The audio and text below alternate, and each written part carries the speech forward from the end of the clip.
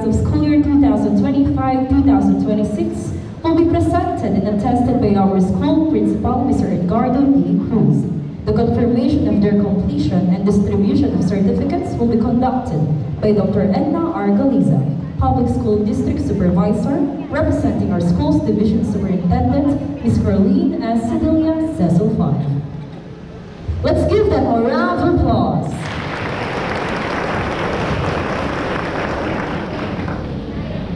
Bilang Public School District Supervisor, Dr. Edna R. Galiza, representing the School Division Superintendent, Dr. Carlene S. Sedelia, CESO 5, I have the honor to present the 103 young men and 96 young women, a total of 199 completers of Ponciano Bernardo High School in the school year 2025-2026. They have successfully completed the requirements of the basic education curriculum prescribed by the Department of Education for all secondary schools in the Republic of the Philippines.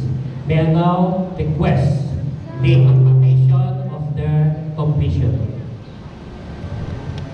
By virtue of the power vested upon me by the school's division superintendent, Ms. Carlene S. Sedelia, CESO 5, and the presentation done by the school principal, Mr. Edgardo Cruz, that you had satisfactorily completed all the requirements for the basic education curriculum for junior high school for school year 2025-2026, I now confer that you are all completers of Ponciano Bernardo High School.